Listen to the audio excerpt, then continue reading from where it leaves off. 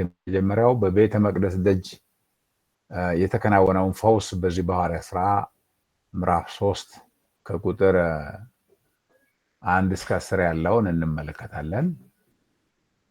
አቀማመጡ ጴጥሮስና ዮሐንስ ለጸሎት ሰዓት ወይንም ከሰዓት በኋላ 3 ሰዓት ማለት በፈረንጆች 3 ሰዓት ነው የሚሉት፣ በእኛ 9 ሰዓት ነው፣ ወደ ቤተ መቅደስ ይሄዳሉ። ይህም ቀጣይነት ያለው የአይሁድ አምልኮን ያሳያል። ማለት እነሱ ተአምር እንስራ ብለው አይደለም የሄዱት። እዚህ ጋር በጣም መታወቅ የሚገባው ነገር ማለት ነው። እነሱ አምልኳቸውን ለመፈጸም ነው የሚሄዱት። ዮሐንስና ጴጥሮስ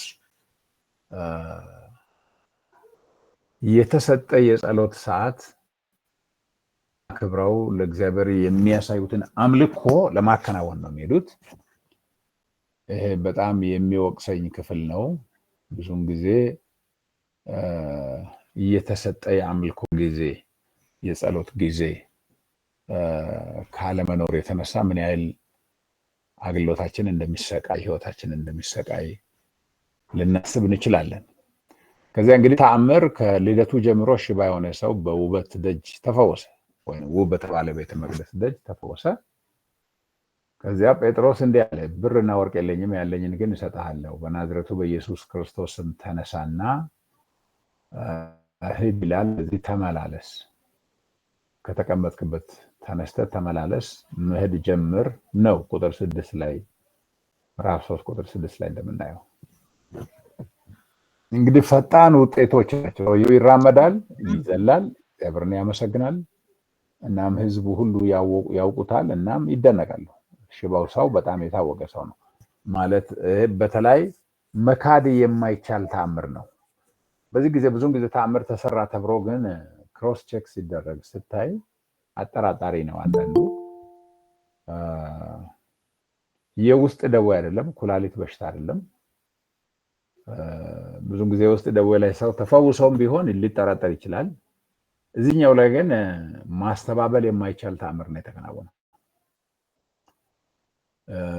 እንደዚህ ማስተባበል የማይቻል ተአምራቶች ሲሰሩ ለወንጌል ትልቅ በር ነው የሚከፍተው። ሰዎች ጆሮ ይሰጣሉ። ትላንትና እንግዲህ ሰቅለው የገደሉ ኢየሱስን የማርያም የዮሴፍ ልጅ ብለው ያጣጣሉ ሰዎች ዛሬ ላይ ይህ ኢየሱስ ግን ከእናት ማህፀን ጀምሮ ሽባ የሆነውን ሰው በስሙ ኃይል የሚፈውስ ጌታ እንደሆነ ጆሮ እንዲሰጡ ያደርጋል ማለት ነው። በኢየሱስም ያለው ኃይል ይሄ አስማታዊ ቃላት የሆኑ ከኢየሱስ ማንነትና መንፈስ የተገኘ ስልጣን ነው። ብዙም ጊዜ እኛ የሆነ ነገር ስላደረገን የሆነ አስማታዊ ቃላት ስለደጋገምን እነዚህ ሟርተኞች ደጋሚዎች የሆነ ነገር እንደሚያደርጉት ስላደረግን ሳይሆን እዚህ ጋር የተአምራቱ ምንጭ የኢየሱስ ማንነትና መንፈስ ወይም ከመንፈስ ቅዱስ የተገኘ ስልጣን ነው። በኢየሱስ ስም የምንጠራው የኢየሱስ ስም በበሽተኞች ላይ፣ የኢየሱስ ስም በአጋንንት ላይ ሲገለጥ ሰዎች ሲፈወሱ የኢየሱስ ስም ከስሞች ሁሉ በላይ እንደሆነ ዛሬም እንደሚሰራ ለሰዎች ይገለጣል። አንዳንዶቻችሁ ሚውት አላደረጋችሁም። በቤታችሁ ያለው ድምፅ ይረብሸኛል፣ የሆነ ድምፅ የሰማ ነው። ሚውት አድርጉ። ህፃናት የሚያወሩበት ቤት አለ። ተማሪ ማን እንደሆነ አላውቅም። ማይኩን ሚውት አድርጉ። ተስፋዬ ሚውት ያርግ።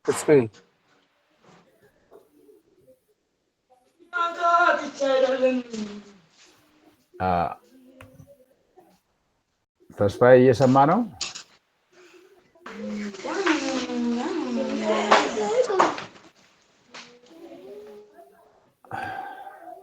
ይሄ በጣም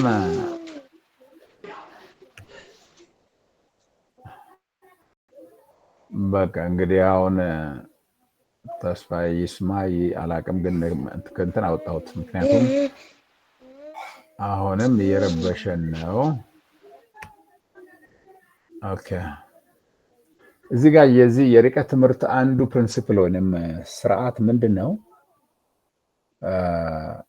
ይሄ ሚውት የምናደርገው ማይክ ተናጋሪው ብቻ ነው ማለት ኦን ማድረግ። አለበለዚያ እናንተ ከፍታችሁ ሌላ ጋር አቴንሽን ማትሰጡ ሆነ ማሰሙ ከሆነ ለራሳችሁም አትማሩም፣ ሌላ የሚማርም ሰው እንዳይማር ነው የምታደርጉት። ስለዚህ እናንተን አውቶማቲካሊ ከክላስ ሪጀክት ማድረግ ሁሉ ይቻላል። ወደዛ ነው የሚካሄደው እና ይወቁ። በጣም ሴንሲቲቭ ነው። ኦንላይን ክላስ ያለው ስርዓት ይሄ ነው። በሌላም ክላስ ላይ ገጥሞናል። አንዳንዱ ከፍቶ ትምህርቱንም አይሰማም፣ ለይስሙላ ከፈትኩ ብሎ ዝም ብሎ ክላስ ወስዳለሁ ብሎ እሱ መመሪያንም አይሰማም፣ የሱ ነገር እንዳይረብሽም አያውቅም። አንዳንዱ ደግሞ ባለማወቅም ይሆናልና ይሄ ማይኩ ቁልፍ ሚና እንዳለው ወቁ። መዝጋት አለባችሁ። እናንተ ስታወሩ ብቻ ነው የምትከፍቱት። ስትሰሙ ግን ሚውት አድርጋችሁ ወይንም ዘግታችሁ ነው በጆሮአቸው የምትሰሙት። ይህንን ተከታተሉ። ያ ካልሆነ ግን በጣም ከባድ ነው። የሆነ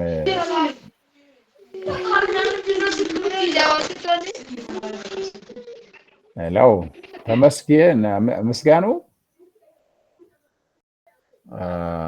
ክላስ አውቶማቲካሊ ከክላስ ካንስል ከማድረግ ሌላ አማራጭ አቤት ሪሙቭ አድርጌዋለሁ። በቃ ታንክ ዩ። ይሄንን ሌሎችም ወቁ። የክላሱን ስርዓት ካላወቃችሁ እንትኑ እዛ የሚያስተባብረው ሰው ሪሙቭ ያደርገዋል። በቃ መከታተል አይችልም ማለት ነው። ስርዓት በደንብ ይወቁ። በጣም በኦንላይን በዚህ በርቀት ትምህርት በተለይ ይሄ ቴክኖሎጂው የሚጠቅመውን ያክል ዲስታርብ ያደርጋል። ስለዚህ ባጠገባችሁ የሆነ ቅርብ የሚሰማ የህፃናትን ድምፅ ተቆጣጠሩ፣ አለዚያ ሚውት አድርጉ። ካለበለዚያ መማር አትችሉም። እሺ፣ ይሄ ጥሩ ለሁሉም ጥሩ ማስታወቂያ ነው ያስባለሁ። እሺ፣ ስለዚህ ሶሪ ፎር ስለተፈጠረው መረባበሽ እንግዲህ ምንም ማድረግ አይቻልም። የኦንላይን ክላስ አንዱ ባህሪ ነው። ስለዚህ ፈጣን ውጤት ነው። ሰውየው ይራመዳል፣ ይዘላል፣ እግዚአብሔርን ያመሰግናል ማለት የሆነ በየት ሄደ ምናምን ከወር በኋላ ቼክ ምናምን ይባላል አይደለም። ወዲያው እዛው ነው የምታየው። እናም ህዝቡ ሁሉ ያውቁታል፣ እናም ይደነቃሉ። ከዚህ በኢየሱስም ያለው ኃይል ነው እንጂ አስማታዊ ቃላት አይደለም። የሆነ ስርዓት መፈጸም የሆነ እነዚህ አስማተኞች ደጋሚዎች እንደሚሰሩት የሆነ ነገር 3 ተመላለስ 4 ተመላለስ ምናምን አይደለም። አውቶማቲክ የሆነ ወዲያው ለውጥ ነው የታየው። ከቁሳዊ እርዳታ ያለፈ አገልግሎት እንደሚያስፈልግ ነው። እዚህ ጋር ሌላኛው ከዚህ ከሐዋርያት ሥራ ምዕራፍ 3 በኢየሱስም ከተደረገው ተአምራት የምናስተውለው ብዙም ጊዜ ብዙ ሃይማኖቶች ቁሳዊ እርዳታ ያደርጋሉ።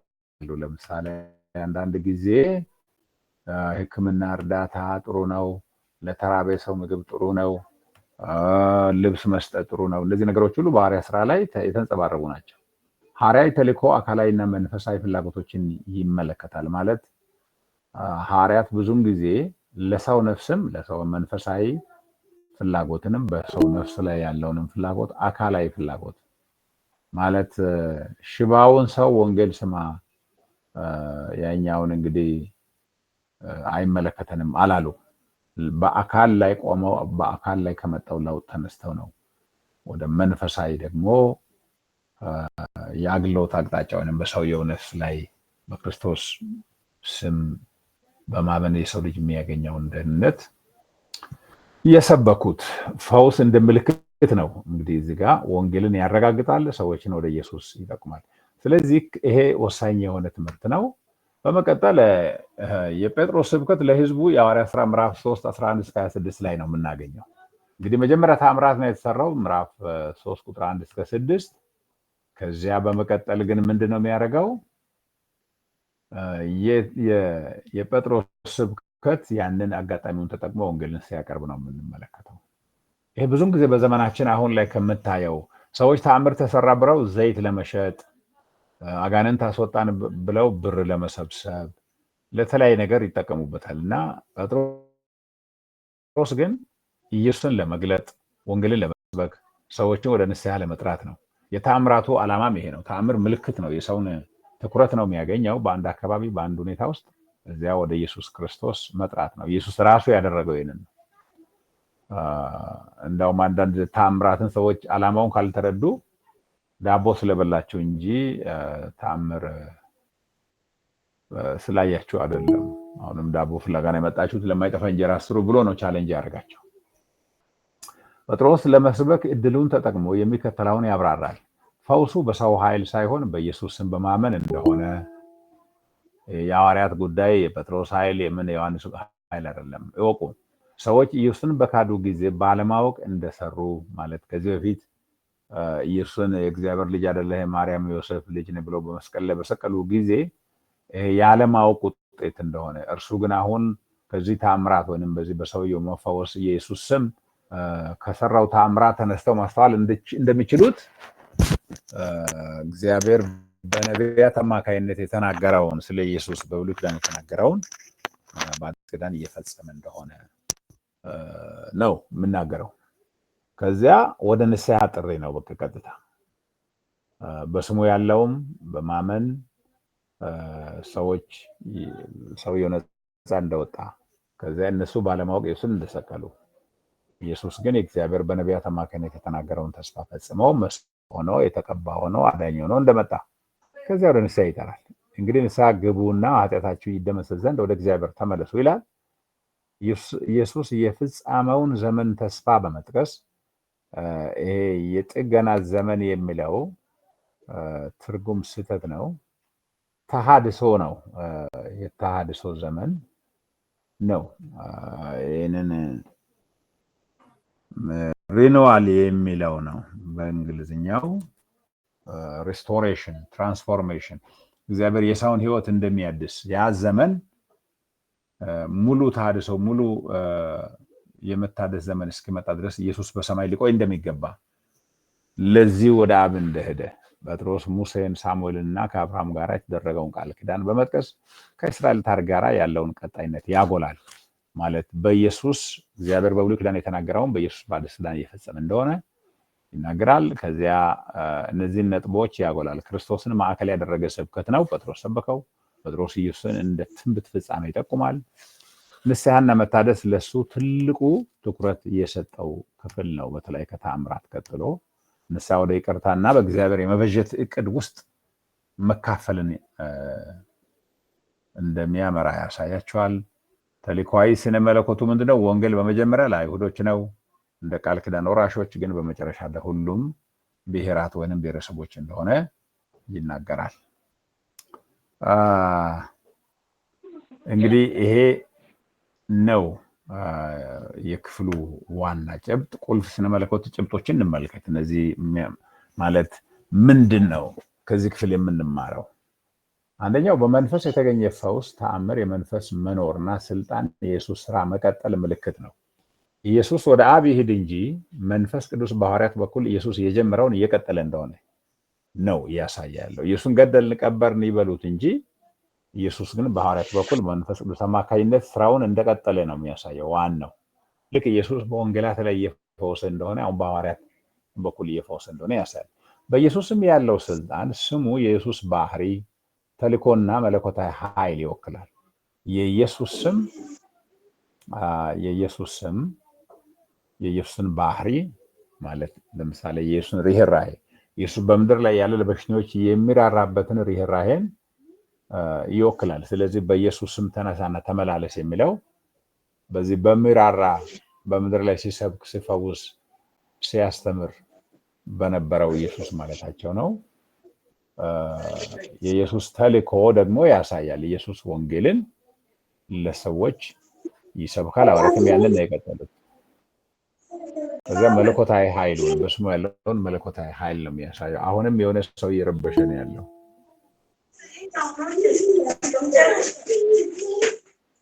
ተስፋዬ እንደገና ገብቷል። አሁንም እየረበሸ ነው።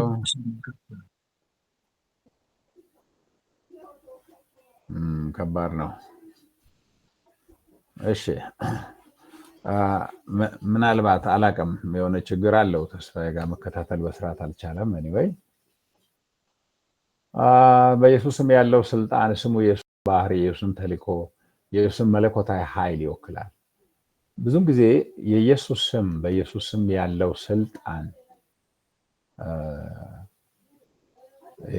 ስሙ ምን ይወክላል? ብዙም ጊዜ የኢየሱስ ስም በኢየሱስ ስም ብለው ስሉ ሰዎች ብዙም ጊዜ አስተውለው አይደለም የሚናገሩት እና ግን የእሱን ባህሪ፣ የእሱን ተልእኮ፣ የእሱን መለኮታዊ ኃይል በሙሉ የሚወክል ነገር እንደሆነ መታወቅ አለበት።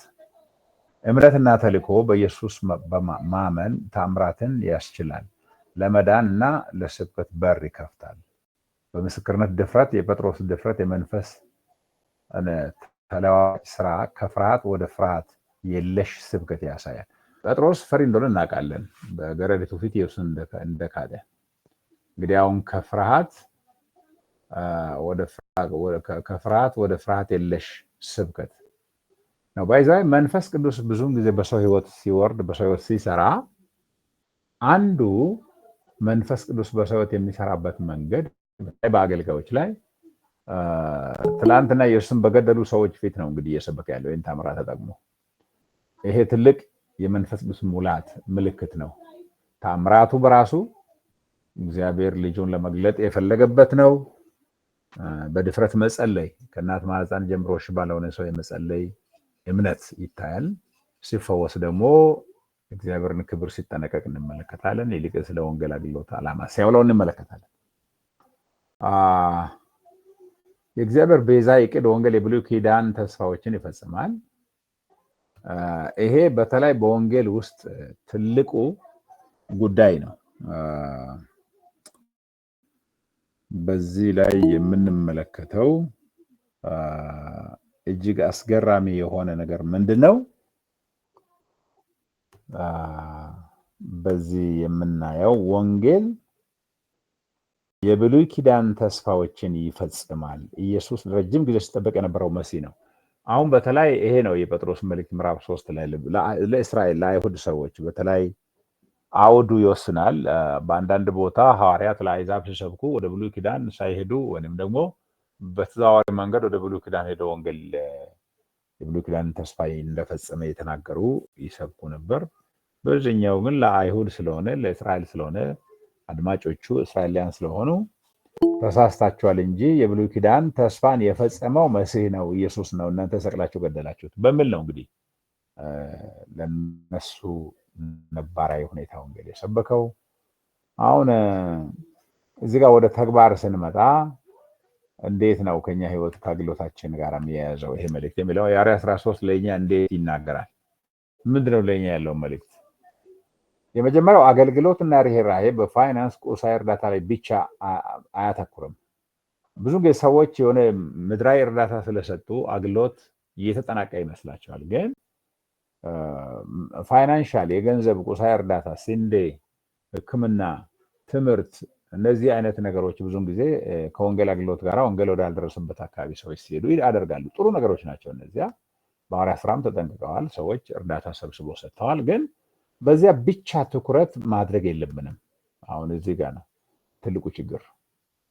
እናንተ በምን አካባቢ እንዳላችሁ አላውቅም። ግን ብዙውን ጊዜ እርዳታ ስለተሰጠው ብቻ የሰው ህይወት ይቀየራል ብሎ ማሰብ ዘበት ነው፣ አይቻልም። ሰውየው ቤዚክ ነሲቲ ነው ያስፈልገዋል፣ ልብስ፣ ምግብ ያስፈልገዋል። እነዚህ ነገሮች ሁለንተና የሆነ የወንጌል አቀራረብን ለማሳየት ጥሩ ነው። ግን በመንፈስ የሚመራ ርህራሄን፣ ፈውስን እና ተስፋን ማቅረብ አለብን ለሰዎች። በመንፈስ የሚመራ ርህራሄ ማለት ዝም ብሎ ይሄ መንግስት እንደሚሰጠው ረጂ ድርጅቶች እንደሚሰጡት የሚሰጥ እርዳታ ሳይሆን በመንፈስ የሚመራ መሆን አለበት። አሁን ጴጥሮስ ያለኝን እሰጣለሁ ብርና ወርቅ የለኝም ስል ብርና ወርቅንም የሚተካ ነገር በሱ እንዳለ በእምነት አይቷል። ፈውስን እና ተስፋን አቅርቡ ይላል። አሁን ለታመመ ሰው ለምሳሌ አጋንንት ለያዘው ሰው ወንጌል ለመስበክ በእምነት መጸለይ አለብን። እግዚአብሔር ወይ ስምህን ማለት የልጅህን ስም በዚህ ግለጥ፣ የወንጌል እውነት ይገለጥ ብለን መጸለይ አለብን።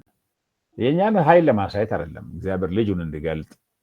በጣም ተስፋ አስቆራጭ ሊሆን ይችላል ያልንበት ሁኔታ ወይ የምንጸልይለት ሰው፣ ግን በእምነት መጸለይ ነው። እግዚአብሔር የሚያደርገውን እሱ ያውቃል። የግድኛ ሁሉ ነገር ማወቅ የለብንም። ለእግዚአብሔር ስልጣንና ጉልበት ስፍራ በመስጠት መጸለይ አለብን። በእምነት ለሚደረግ ፈውስ ምዕመናን በድፍረት እንዲጸልዩና እግዚአብሔር እንዲንቀሳቀስ እንዲጠብቁ ማበረታታት አለብን። ብዙም ጊዜ ይሄ ወሳኝ ነገር ነው። በእምነት ለሚደረግ ፈውስ ምዕመናን በድፍረት እንዲጸልዩ፣ አገልጋዮች እኛ ብቻ ሳንሆን ምዕመናን እንዲጸልዩ፣ በእምነት እንዲበረቱ ማስተማር አለብን። እግዚአብሔር እንዲቀሰቀስ፣ እግዚአብሔር በአንድ ነገር ስሙን እንዲገልጥ፣ ልጁን እንዲገልጥ፣ ጉልበቱን እንዲገልጥ፣ ክብሩን እንዲያሳይ ምዕመናን እንዲጠባበቁ ሁሌ ማስተማር አለብን። ብዙም ጊዜ አሁን ይሄ ማስተማር በዚህ ከዘመኑ ሐሰት ትንቢት፣ ሐሰት ፈውስ አደራረጋ ተያይዞ ቤተክርስቲያን የራሷን ኃላፊነት በወንጌል የተቀመጠውን ሁሉ ወደ መርሳት እየደረሰች ስለሆነ ማለት ነው። ይሄ ደፋር ወንጌላዊነት የትኩረት ወይም የፍላጎት ጊዜዎችን ክርስቶስን በግልጽና በርህራሄ ለማካፈል እንደ ክፍት በር ተጠቀሙ ይላል። ማለት ጌታ ፈውስ ካመጣ፣ አጋንንትን ካወጣ፣ ተአምራት ከሰራ፣ ዝናብ ከጣለ፣ ጸልየን ያ ምቹ ጊዜ ወንጌል የምናቀርበት ጊዜ እንደሆነ ማወቅ አለብን። ብዙም ጊዜ ሰዎች አይጸልዩምም፣ ተአምራት እግዚአብሔር እንዲሰራም አያደፋፍሩም፣ በእምነትም አይጠብቁም። ሲደረግም ደግሞ ቅድም እንደተባለው በሀገራችን አሁን እንደምናየው ሰዎች ለተሳሳተ ዓላማ ይጠቀሙበታል።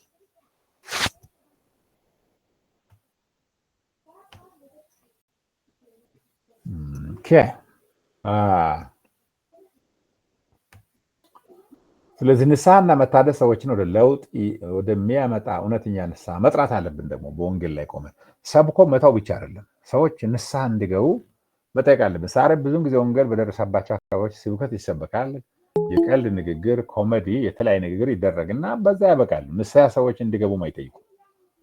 ያ ኢየሱስ ከሄደበት መንገድ፣ ሐዋርያት ከሰበኩበት መንገድ ያፈነገጠ አካሄድ እንደሆነ መታወቅ አለበት። ሰዎች ንስሐ እንዲገቡ መጥራት አለብን። በእምነት በድፍረት በመንፈስ ቅዱስ በመታገስ የሚያድነውን እግዚአብሔር ያውቃል። ግን እኛ ገና ለገና በፍርሃት ቦክተን ማንም ንስሐ አይገባም፣ ስለዚህ የሃይማኖቱን ስርዓት ፈጽም ያለው ብለን የስብከት ስርዓት ፈጽመን ብቻ ከመደምደም ያለፈ ሰዎች በንስሐ እንዲመለሱ መጥራት አለብን። ብዙ ጊዜ እኔ ለቅሶ ቀብር ቦታም ላይ ስለሚሰብክ በጣም ወሳኝ እንደሆነ ያውቃለሁ። ምክንያቱም አንዳንድ ጊዜ ባልተጠበቀ ቦታ ሰዎች ነፍሳቸውን ለኢየሱስ ይሰጣሉ። ደስ ይላል። ማድረግ ተገቢ ነው ብዬ አምናለሁ። መጽሐፍ ቅዱሳዊ ግንዛቤ የብሉይ ኪዳን የአዲስ ኪዳን ቀጣይነትን ማስተማር አለብን። ማለት ኢየሱስ በብሉይ ኪዳን የገባውን ተስፋ፣ መሲሁን ለመላክ እግዚአብሔር የገባውን ተስፋ በኢየሱስ እንደፈጸመ ይሄንን ግንኙነት ማስተማር አለብን። ኢየሱስ የእግዚአብሔርን የቃል ተስፋዎች እንዴት እንደሚፈጽም ማሳየት አለብን። ለምሳሌ የብሉይ ኪዳን መስዋዕቶች ሁሉ ወደ ኢየሱስ እንደሚያመለክቱ ዮሐንስ እንኳን በዮሐንስ ወንጌል ምዕራፍ 1:29 ላይ እነሆ የዓለምን ኃጢአት የሚያስወግድ እግዚአብሔር በግ ብሎ እንደተናገረ ልክ ብሉይ ኪዳን የመስዋዕት ስርዓት ከኢየሱስ ጋር ማገናኘቱ ነው፣ ወይም በኢየሱስ ላይ ተፈጻሚነትን እንዳገኘ መጠቆሙ ነበር። ስለዚህ ያንን ነው ጴጥሮስ ያሳየው። ከሳሙኤል ጠቅሶ፣ ከአብርሃም ጠቅሶ፣ ከዳዊት ጋር ጠቅሶ ሁሉ እንዴት በኢየሱስ እንደተፈጸመ ያሳይ ነበር። ብዙም ጊዜ ሰዎች ብሉይ ኪዳንን በአግባቡ መተርጎም የሚያቅታቸው አንዱ ምክንያት ሰባኪዎች ብሉይ ኪዳን እንዴት በአዲስ ኪዳን እንደተፈጸመ እንኳን አገናኝተው አያሳዩም እና ይሄ ተገቢ አይደለም። እዚህ ጋር የውይይት ጥያቄዎች አሉ። የሽባው ሰው መፈወስ በተአምራት የክርስትና ተልእኮ ውስጥ ስላለው ሚና ምን ይነግረናል? እስቲ በዚህ ጋር ቆም ብለን ትንሽ እንወያይ።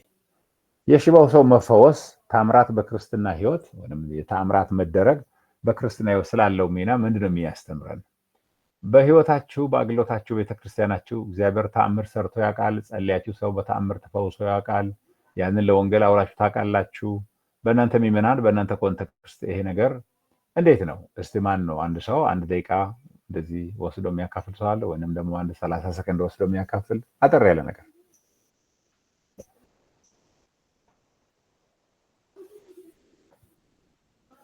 ቆይታ ከበዛ ሊሻገር ነኝ ወደ ሁለተኛ ጥያቄ።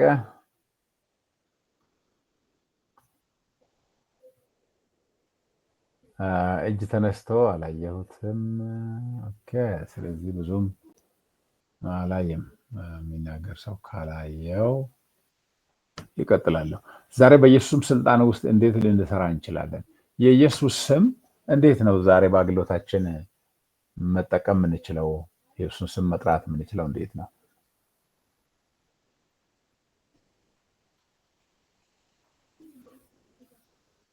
ኦኬ፣ እጅ የለም።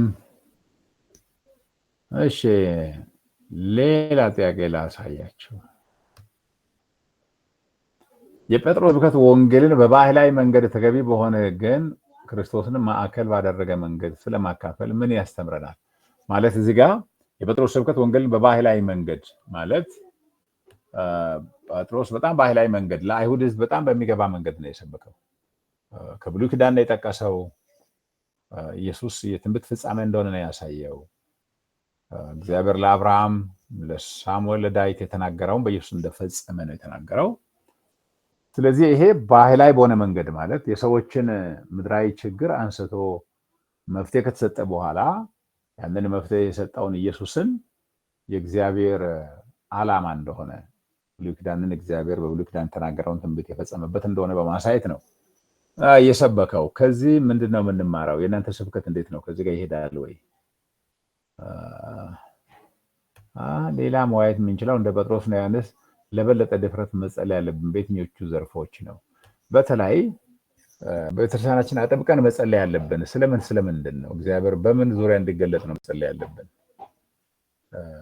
ልዩ የጸሎት ትኩረት፣ ልዩ የጸሎት ሐሳብ ወይንም ደግሞ በብዙ ትኩረት መጸለይ ያለብን በምን ጉዳዮች ላይ ነው? በተለይ ከተአምራት ከፈውስ ጋር ተያይዘው እግዚአብሔር በአሕዛብ ዘንድ ስሙን እንዲገልጥ ምን ጸልያው እንዴት ነው? ለምሳሌ ዝናብ ሲጠፋ በአካባቢያችሁ፣ በሽታ ውስጥ ወረርሽኝ ውስጥ ሰው ሲገባ፣ ቤተክርስቲያን በድፍረት መሪዎች በድፍረት በዚህ ጉዳይ እግዚአብሔር ልጁን እንዲገልጥ ለወንጌል በር አጋጣሚዎችን እንዲከፍት የሰው ልብ የሰው ጆሮ ወደ ወንጌል እንዲመለስ የሚያደርግ የእግዚአብሔር ሕልውና እንዲገለጥ ቤተክርስቲያን የሚጸልያው እንዴት ነው? በእናንተ አገልግሎት እንደዚህ አይነት ነገር ይስተዋላል ወይስ ምንድን ነው? ንስሐና የእረፍት ጊዜያት በዘመናዊ አውድ ውስጥ ምን ይመስላሉ?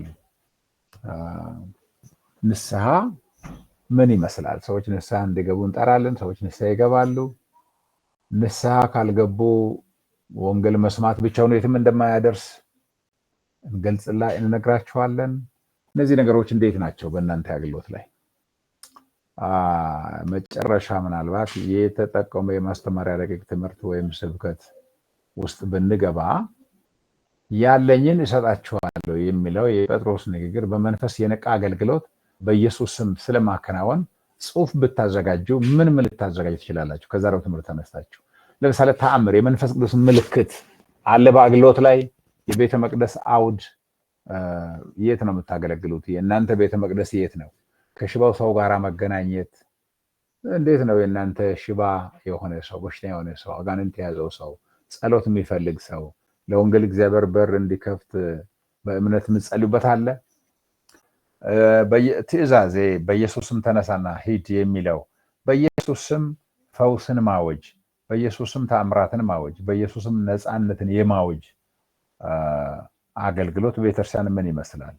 ቤተክርስቲያን መሪዎች፣ አገልጋዮች ጸልያችሁ በተቸገረው ላይ የክርስቶስን ስም የመጥራት ያንን ደግሞ ከእግዚአብሔር በእምነት ውጤትን መጠበቅ ምን ይመስላል?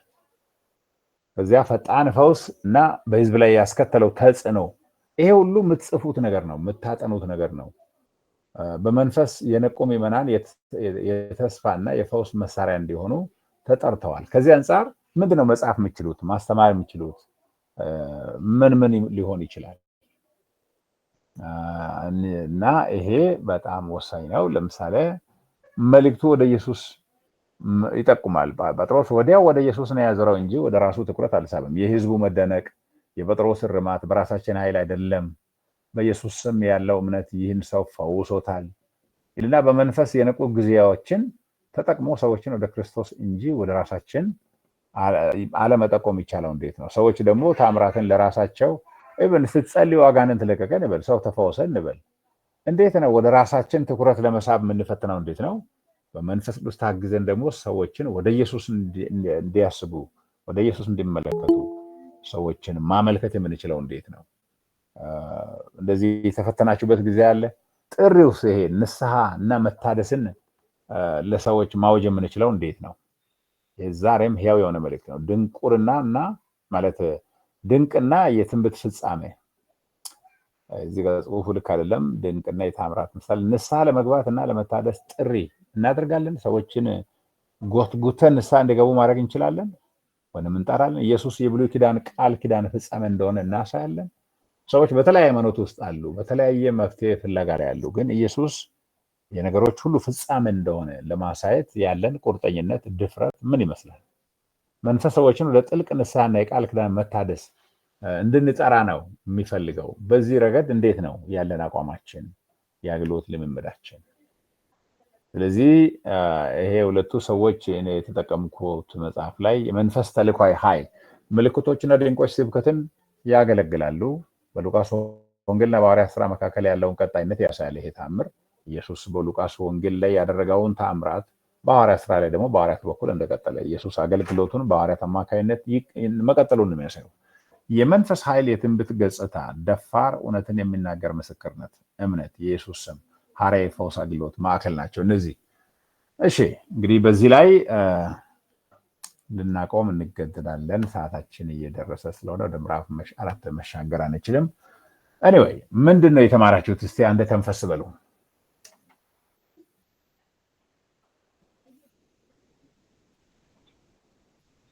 አሁን ሚውት ያረጋችሁትን የዘጋችሁትን ማይከፍታችሁ ማውራት ትችላላችሁ። ከዛሬው ትምህርት ምንድነው የተማራችሁት? ተስፋዬ ደለታ እያንስታል አውራ።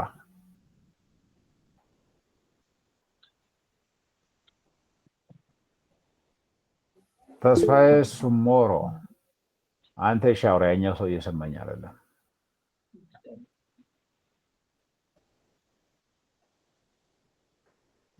ሚውት ያረጋችሁትን ማይከፍታችሁ ነው ማውራት ያለባችሁ። እየሰማው አይደለም።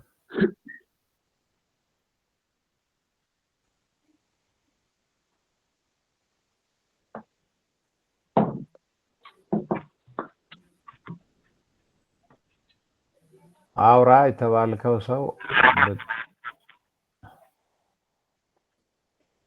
እየሰማው አይደለም። ድምጽ አይሰማም። ሌላ ሰው እሺ ወይ ተከተልነ ለማውራት የሞከር ካለው አይሰማም። አንተ ነገር ነው ታፍኗል ድምጽ በጣም እየሰማው አይደለም። ሌላ ሰው እሺ እየሰማው አይደለም። ሌላ ሰው እሺ ቀጥለ። እጅ ያነሳ ወንድም ጥሩ ነው ዶክተር። ማን ላይ ነው እንትን ብዬ የገባሁት ከጀመርኩበት ብስምርና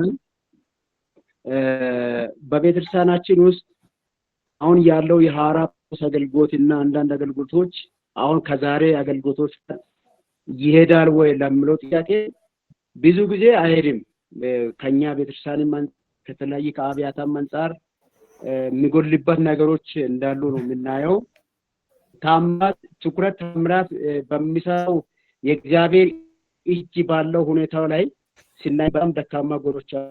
ሌላ ደግሞ ሰዎችን ወደ ንስሐ ሰዎች አናመጣም። እኛ አገልጋዮች ወደ ንስሐ እንዲመጣም አንጋብዝም።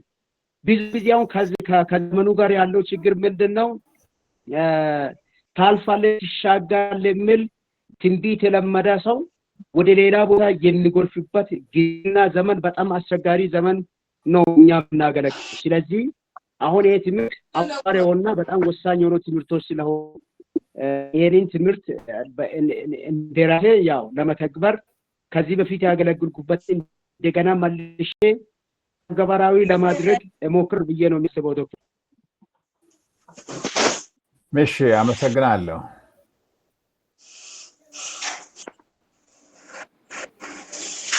ሌላ ሰው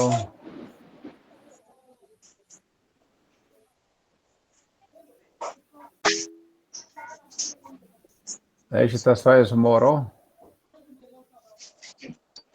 ይሰማል? ይሰማል አይደል? ቀጥል። መንፈስ ቅዱስ እኛ በተዘጋጀን ቁጥር በጸለየን ቁጥር ለአገልግሎቱ ልባችን በሰጠን ቁጥር ይሰራል። መንፈስ ቅዱስ ሁሌም በስራ ላይ ነው ያለው። በርግጥ አሁን አገልጋዮች ከዘመኑ ጋር ዝንባሌያቸውን በአሁናዊ ነገሮች ላይ በማተኮራቸው ምክንያት ከመንፈሳዊ ነገር ከመንፈስ ቅዱስ ድምጽ ይልቅ የሰዎችን ፍላጎት ላይ ትኩረት ተደርገው ስለሚገለገል ሲባርክ ምልክት ሲታይ አይታይም። አብዛኛው በስመ ክርስትና ያለው ህዝብ ታምራትን ሲጠባበቅ ብዙ ጊዜ የእግዚአብሔርን ቃል በትክክል ተተርጉሞ መንፈስ ቅዱስ በሚሰራ መልኩ ሳይሆን ሰዎችን በዛሬያዊ ሁኔታ ለመደገፍ በሚያገኙት በሚያልፉት ነገር ለትኩረት ስለሚደረግ የመንፈስ ቅዱስ ስራ ታፍኖ ነው ያለው። ምክንያቱም እግዚአብሔር በእርግጥ አይታፈንም። አገልጋዩ መግለጥ ያለበትን ስላልገለጠ መንፈሳዊ ነገሩ ይዘቱ ተቀይሮ በአሁኑ ጊዜ የጥንት የቤተክርስቲያን ነገር አይታይም። እሺ በጣም ጥሩ። ስለዚህ ሁለታችሁም የተሰጣችሁት አስተያየት ተገቢ ነው።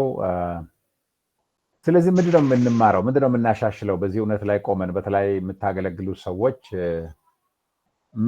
ምንድነው መንፈስ ቅዱስ በዚህ ትምህርት ለልባችሁ የሚናገረው በአገልግሎታችሁ ላይ? እሺ ስምዖን እጅ አንስተሃልና እስቲ አውራ አንተ። እሺ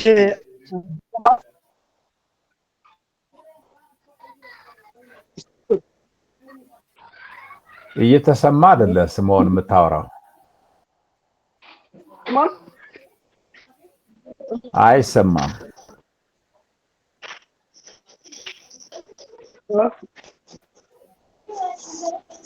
ሌላ ሰው ማውራት ይችላል። የስምዖን አይሰማም። እሺ አኮዴ እጅ አንስታለች። አውሪ እስቲ። እግዚአብሔር ይመስገን። እንግዲህ እኔ መሀል ላይ ነው የደረስኩት። አሁን ያገለገልን ባለን አገልግሎት ላይ ለምሳሌ የሆነ የሚሰማኝ ነገር አለ። ብዙውን ጊዜ እኛ ምኑት ደፍረን ንስሐ ግቡ ብለን ማህላጭም የለንም። ያመኑት ግን ያመኑት እንኳን ተሳስተው በድለው በእግዚአብሔር ፊት ንስሐ ለመግባት እድል ሲሰጣቸው ንስሐ አይገቡም እና ደግሞ ተግባጥ ስር ንስሐ እንዲገቡ ቦታ ከተሰጣቸው በኋላ ብዙውን ጊዜ በቃ እዛ ቸርችንን እንዲያስረዋል እዛ ቸርችንን እንዲያደርገዋል በማለት ክፍፍል በማድረግ ሌላ ቸርች ነው የሚከፍሉት። ሌላ ቸርች ነው በቃ የሚያሉ ወደዛ ይሄዳሉ። ከሐዋርያት ከጌታ ኢየሱስ ክርስቶስ የተማርነው ከመጽሐፍ ቅዱስ ከሐዋርያት የተማርነውን ተርም ትተን በራሳችን በዘፈቀደ እየተራመድን ነው ያለነው ባለንበት በዚህ ዘመን ውስጥ እና ይሄ ትምህርት ደግሞ በጣም አስፈላጊ ስለሆነ እኛ አገልጋዮችም እኛ እየተማርን ያለንም በህይወታችን ላይ ተግባር ማድረግ አለብን። በህይወታችን ላይ ውጤት ማሳየት አለብን። ብዙ አገልጋዮች ንስሐ ሰዓት ሌላ በረከት ነው የሚሉት። በበረከት ሰዓት በቃ በበረከትና በሃሌሉያ ሰው ጠፍቷል። የቆመ ይመስላል እንጂ ሁሉም ሰው ከመስመር ወጥቶ ሲተዋል። ወደ ንስሐ የሚመራም እንኳን ትክክለኛ ንስሐ ሳይሆን ቅርንጫፍ መክፈት ሆነዋል። አሁን ግን ሐዋርያቶች በአንድ ልብ ሆነው መንፈስ ቅዱስን ተቀብለው ንስሐ እየገቡ እንደቆዩ ከጌታ እንማራለን፣ ከሐዋርያትም እንማራለን። ይሄ ትምህርት በደንብ ተብራርቶልን እንደገና አሁንም መንፈስ ቅዱስ እንደመራን ብንማር ደስ ይለኛል። ይሄ ነገር ነው የተረዳሁት ከጊዜው ጋር ሲመለከት።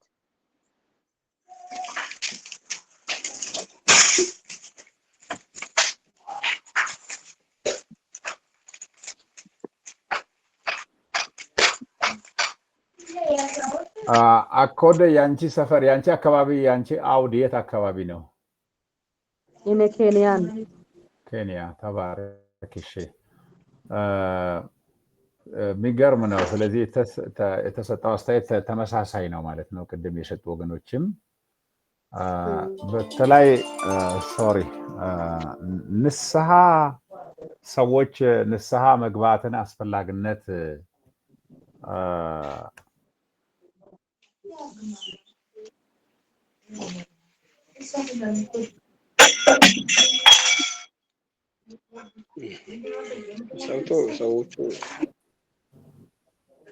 ምንድን ነው? ሰዎች ንስሐ እንዲገቡ በትክክል ወንጌል ጥሪ ካላደረግን በቤተ ክርስቲያን ውስጥም ቢሆን ማለት ነው። እንደገና ደግሞ ለምሳሌ ከቤተክርስቲያን ውጪ ብዙውን ጊዜ እኔ ባለሁበት አካባቢ ቀብር ቦታ ላይ ብዙ ሰው ይሰበሰባል። የሃይማኖቱን ስርዓት ለመፈጸም ብቻ የሚከናወን ንግግር ሰውን ላለመንካት ተቀባይነት ለማግኘት አስመስሎ ተናግሮ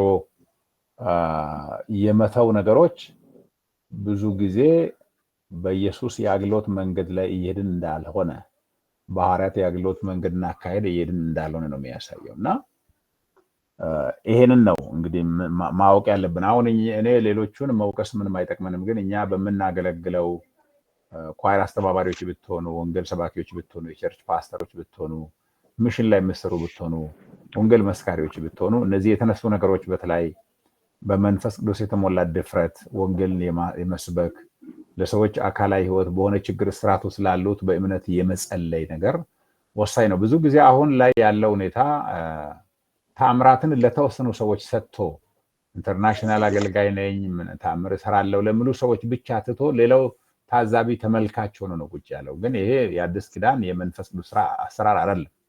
ምክንያቱም ምእመን በመንፈስ ቅዱስ ተሞልቶ በችግር ላሉት መጸለይ ያለበት ኢየሱስ ስም እንዲገለጥ የእግዚአብሔር ኃይል እንዲገለጥ ህዝቡ እንዲጠባበቅ ማስተማር አለብን። ውጤቱ ሲገኝ ደግሞ ሰዎች በንስሐ ወደ ኢየሱስ እንዲመለሱ ልባቸውን እንዲሰጡ ለማነሳሳት ለወንጌል በር ለመክፈት ነው መጠቀም ያለብን እንጂ ከዚያ ውጪ ሌላ ዓላማ በመጽሐፍ ቅዱስ ላይ የተመሰረተ አይደለም። ስለዚህ በሁሉም አካባቢዎች ያለው ችግር በዚህ በመጽሐፍ ቅዱስ ብርሃን ሊታረም ይገባል ነው። ይሄንን ካልኩኝ ግርማ ገብሬ እጅ አንስተሃል መሰለኝ። እስቲ ካንተ እንስማ። እሺ በጣም አመሰግናለሁ። ድምጼ ይሰማል አይደል? ይሰማል። ምናልባት ሰዓትን ለመጠቀም ሌሎቻችሁ ማይክ የዘጋችሁ ለአንድ 2 ደቂቃ ብትዘጉና ሐሳቤን ብታዳምጡ እየረበሸ ስለሆነ ማይክ የከፈታችሁ ወንድሞች ብትዘጉ።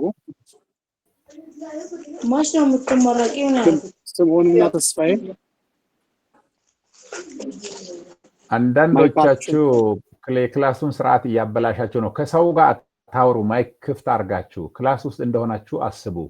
ማይኩን ዝጉ፣ ክላሱን ተከታተሉ።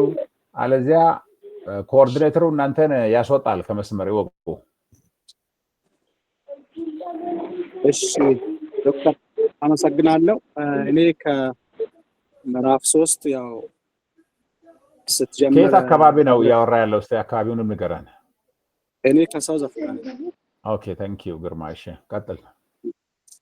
ከምዕራፍ 3 የተረዳሁት ያው ባጭሩ ለማለት ያህል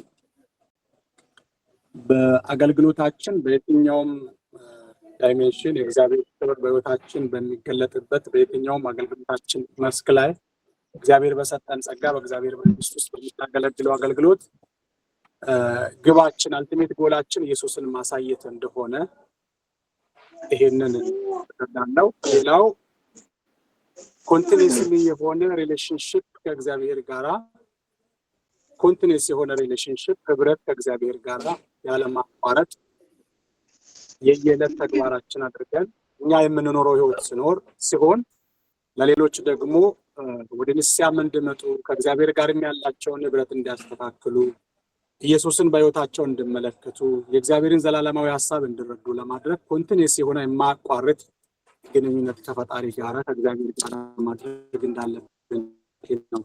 ጠቅልል ለማድረግ ስፈልግ ሁለቱንም ሐሳቡን የተረዳሁት የመጀመሪያው በሚገለጠው በማንኛውም በህይወታችን በሚገለጠው እግዚአብሔር በሰጠን ጸጋ በሚገለጠው አገልግሎት ሁሉ ኢየሱስን ማሳየት ቢሆን ግባችን፣ ታርጌታችን እሱ ቢሆን፣ የትሜት ጎላችን እሱ ቢሆን፣ ሁለተኛው ያለማቋረጥ የሆነ ከአምላክ ጋር ህብረት የምናደርግ ብንሆን የሚለውን ነው የተረዳሁት። በጣም ጥሩ አመሰግናለሁ። ሰዓታችን እየደረሰ ያለ ይመስላል። አንዱ ማሳሰብ ምንድነው ምናልባት እንዳጋጣሚ ቶሎ የመለያየት ጊዜም ቢኖር ክላስ እንግዲህ ኦንላይን ክላስ ከተለያየ አጋጣሚ የተነሳ ኮንቲኒየስሊ አንዳንዴ አናረገውምና አሁንም የሚቀጥለው አርብ መንገድ ላይ ስለሚሆን ኢንተርኔት አንዳንድ ቦታ ይሰራል፣ አንዳንድ ቦታ ስለማይሰራ ቤት የሚሆነው ሰኞ ስለሆነ ዛሬ ሳምንት ሰኞ ክላስ ማድረግ እንችላለን። ይመቻችኋል? ይቻላል ዶክተር?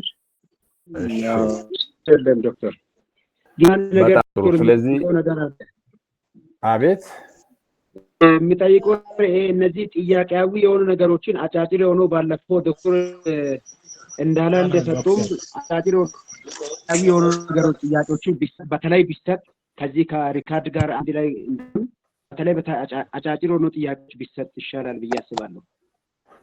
አዎ ግን ጥያቄው ምዕራፍ አንድ ለአንደኛው ምዕራፍ አንድ ጥያቄ ነው የሰጠሁት። ለምን ይበዛባቸዋል ብዙ ጥያቄ ብሰጥ። ፓወርፖይንት ላይ ምስጋኑ ማለት በፒዲኤፍ ፋይል ፎርም ሰጥቷቸዋል ብዬ አስባለሁ። ለምሳሌ አንደኛው ምዕራፍ ላይ አሁን የተማርነውን በሚመለከት ወይም በሚያንጸባርቅ መልኩ ጥያቄ ተሰጥቷቸዋል። በዚያ ላይ ቆማችሁ ሐዋርያት ሥራ አንብባችሁ ምላሽ መስጠት ነው። አንድ ግሬድ አለው። ሁለተኛው ነገር ደግሞ እኛ ክላስ ላይ የምንወያየውን መከታተል ነው። ፈተና ይኖራቸዋል። ከዚያ ደግሞ መጨረሻ ላይ ምናልባት ሁኔታው ታይቶ የግሩፕ ወርክ ወይ እንድትሰሩ አለዚያም ደግሞ ሌላ የተሻለ ምን ይሆናል የሚለውን እያሰብኩ ነው። ምክንያቱም ከተለያየ አካባቢ መሆናችሁ ኦንላይን ላይ ለምሳሌ ዙም ሚቲንግ ላይ ዲስከስ ማድረግ አክሰሱ ይኖራቸዋል ወይ? አንዳንዶቻችሁ ጥሩ ስትሮንግ የሆነ ኢንተርኔት ባለበት አካባቢ ያላችሁ፣ ሌሎች ደግሞ እንደዛ አይነት በግሩፕ ወርክ 5 ተማሪ እንደገና 6 ተማሪ ተገናኝቶ የሚወያይበትን አሳይመንት ብሰጥ መስራት ይችላል ወይ እና ያለን። ግን አሁን ለጊዜው ሐዋርያት ሥራ በጥልቀት ማንበብ ስለሚገባችሁ ጥያቄ ተሰጥቷቸዋል። በደንብ አድርጋችሁ አንብቡ፣ ጥያቄውን መልሱ። በዛ ጥያቄ ላይ ሆናችሁ ይሄ ኦብዘርቬሽን ጥያቄ አይደለም የኔ የሰጠሁት። የኦብዘርቬሽን ጥያቄ ብቻ ሳይሆን እዚህ ጋር ቦታ ምን አለ ብቻ አይደለም፣ ካለው ሁኔታ ተነስታችሁ ከህይወታችሁ መጽሐፍን ከማስተዋል አንፃር የሆነ የተጨመቀ ሐሳብ እንድትጽፉ የሚያደርግ ነው የሰጠሁት ጥያቄ እና ያንን መስራት አለባችሁ። እያንዳንዱ ምዕራፍ ላይ ደግሞ እንደዚህ እንወያያለን፣ አንኳር ሐሳቦችን እናወጣለን፣ መወያያ ሐሳቦችን እናወጣለን። ያው ወደፊት እናንተ ለምትሰሩትም ለምትሰብኩትም ለምታስተምሩትም እንደገና ደግሞ ስነ መለኮታዊ የሆነ አመለካከት በዚያ ምዕራፍ ላይ ምን እንደሆነም እንድታዩ ጠለቅ ባለ መንገድ ያሳያቸዋል እና ይሄ ነው። ወደፊት ግን ስንሄድ ሞር የተሻለ እናስባለን። ብዙ እኔም ማዳምጠው ማያውም ነገር አለ። ኢንተርኔት ችግር ያላቸው ተማሪዎች አሉ። ኢቭን እንኳን ሐሳባቸውን ሼር ማድረግ አልቻሉም። እኔ ከተናገር ብዬ የሚለው በዚህ ምክንያት ነው። ግን ኢንተርኔቱ አይፈቅድላቸውም። ለመናገር ለማካፈል የሚፈልጉት ነገር አለ፣ ኢንተርኔቱ እያሰማኝ አይደለም። ስለዚህ ምንድን ነው ማድረገው ማለት ማሰብ አለብን። ያ የኔ ችግር ሳይሆን የቴክኖሎጂ ችግር ስለሆነ ሰዎች ማለት ተማሪዎች ያሉበት አካባቢ ላይ የኢንተርኔት ውስንነት ሊኖር ስለሚችል ነው እኔ ኦብዘርቭ እያደረኩ ያለሁት እና እስቲ እንያው ተወሰነ ሰው ነው ማካፈል የቻለው፣ ሌላ ሰው ከኢንተርኔት ውስንነት ተነሳ ማካፈል አልቻለም። ስለዚህ ኔክስት ዊክ በዚሁ ሰዓት እንገናኛለን። ለምን አርቡን መጠቀም እንደማንችል ስላወኩ ነው። እኔ አንደኛ ጉዞ ላይ ያለው ኢንተርኔት ላይ እናንተ ጋር ኮኔክት ማድረግ ቢፈልግ እኔ የሚናገረው ማትሰሙ ከሆነ ዝም ብሎ ያመልጣችኋል ማለት ነው።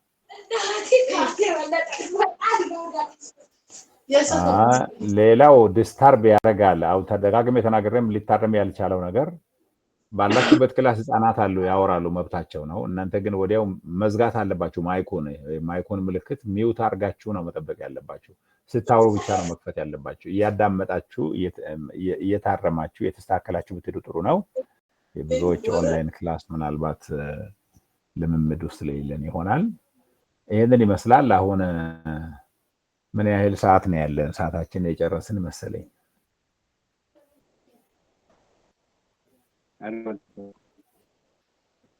ጥያቄ ካለለ እንጸልና በዚሁ እናበቃለን።